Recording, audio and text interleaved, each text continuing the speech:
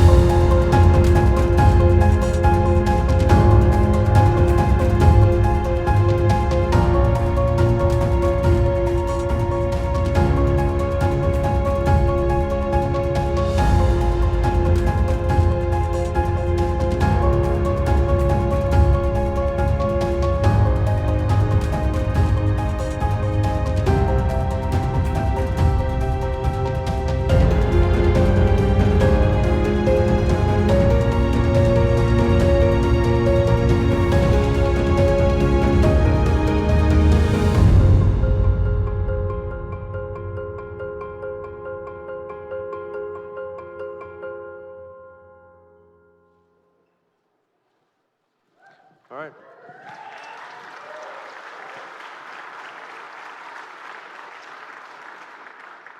So this is a product we call the Tesla Powerwall. And if you look back against that wall, you'll see a whole bunch of them as well in different colors. So you can pick your favorite color, and it looks like a beautiful sculpture on the wall. So it's very important. I mean, I want to point out a few things that are very important about this. The fact that it's wall-mounted is vital, because it means you don't need to have a battery room. Okay, you don't have to have some room filled with nasty batteries.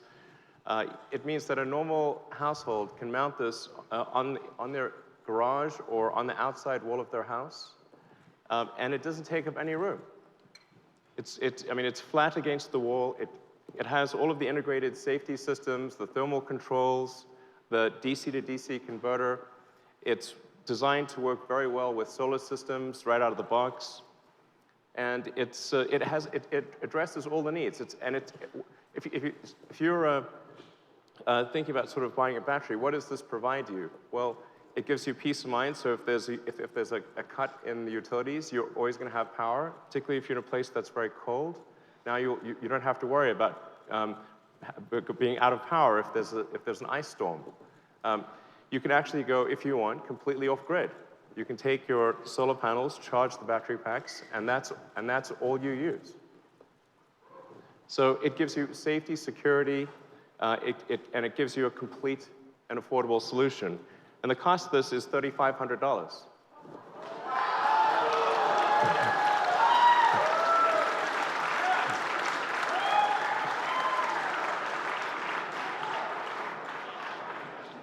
And it's designed so you can stack them on the wall. So if you look at the wall in the back, you'll see that there are some that are paired up. So you can have two. You can actually stack up to 9 of the Powerwalls. So you have, I mean, even if you've got a pretty big thing going on, you can have 90 kilowatt hours. That's a lot. And very importantly, this is going to be a great solution for people in remote parts of the world where there's no electricity wires, or where the electricity is extremely intermittent or extremely expensive. So you can take the Tesla Powerwall, and it can scale globally. And in fact, I think what we'll see is something similar to what happened with the cell phones versus landlines, where the cell phones actually leapfrogged the landlines, and there wasn't a need to put landlines in a lot of countries or in remote locations. So people in a remote village or an island somewhere can take solar panels, combine it with the Tesla Powerwall, and never have to worry about having electricity lines. And I think this is going to be great. Having electricity lines are not the most pretty thing in the world. So being able to just have this solution that just works wherever you are, I think is going to be incredibly helpful to people that don't have electricity today. So.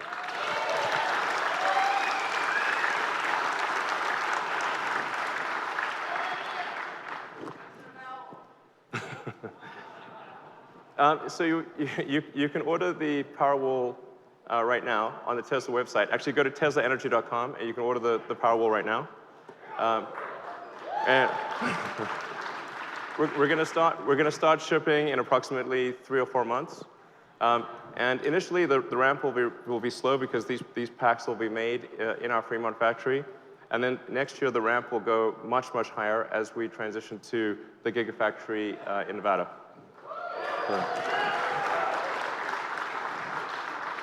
So this is a good solution for homes and perhaps for some small commercial applications. But what about something that scales to much larger levels?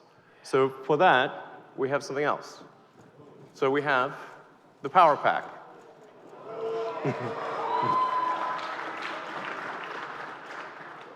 So the Tesla Power Pack is designed to scale infinitely.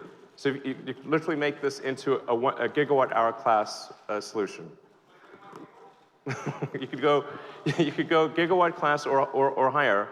And in fact, we already have one utility that wants to do a 250 megawatt-hour installation just using the Power Pack. Now, I think it would be a good idea, this would be a good time to transition the power that we're using in the building to being battery powered, of course.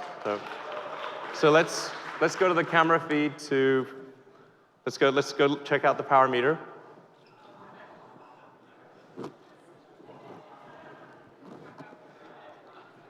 Oh wow, the grid, it's actually 0. This entire night has been powered by batteries.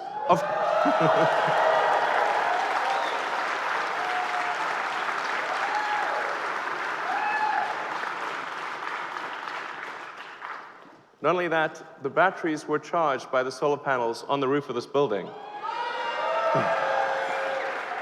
So this entire night, everything you're experiencing is stored sunlight.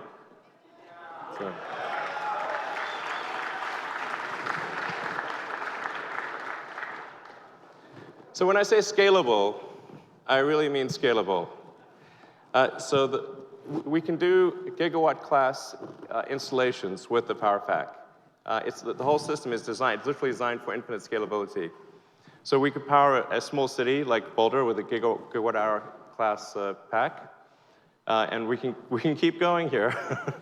So what I want to do is explore what's really needed to transition the world to sustainable energy. Is this actually possible? Is it something that is within the ability of humanity to actually do, or is it some insurmountable, super difficult, impossible thing? It's not. So with 160 million power packs, you can transition the United States. Okay?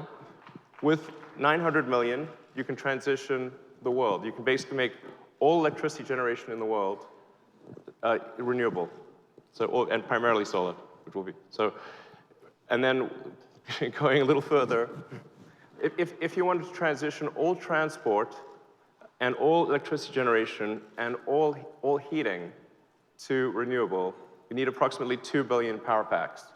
Now that may seem like an insane number, and I'm very tempted to do the billion thing, but well, restrain my hand. But in order to, it's like 2 billion power packs. Is that a crazy number? Is that an impossible number? It is not, in fact. The number of cars and trucks that we have on the road is approximately 2 billion. And every 20 years approximately, that gets refreshed. There's 100 million new cars and trucks made every year. So the point I want to make is that this is actually within the power of humanity to do. We have done things like this before.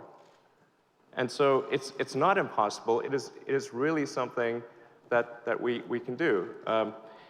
In fact, it's something that obviously we're starting to do with Gigafactory 1. Yeah. So the way we're approaching the Gigafactory is really like it's a product. So we're not really thinking of it in the traditional way that people think of as a factory, like a building with a bunch of sort of off-the-shelf equipment in it. What we're really designing in the Gigafactory is a giant machine. It's really, think of it like, it's like a product of Tesla. We're making this really big product that doesn't happen to move, but it's really big. And that's what we're doing, is Gigafactory version 1. And we're building that in Nevada right now. And there will need to be many Gigafactories in the future. And with, I do want to emphasize that this is not something that we think Tesla's going to do alone. We think there's going to need to be many other companies building sort of Gigafactory class operations of their own, and we hope they do. And the Tesla policy of open sourcing the patents will continue for the Gigafactory and for the Power Pack and for all these other things.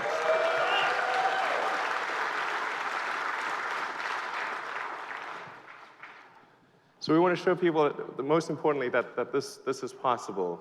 That if you look at that's the future we could have, where the curve slowly rolls over and goes to zero, no incremental CO2.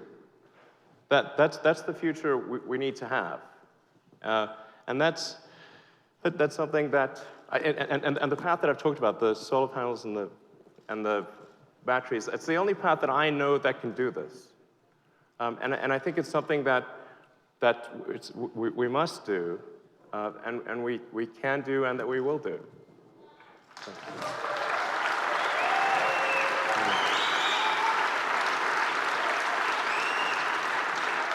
So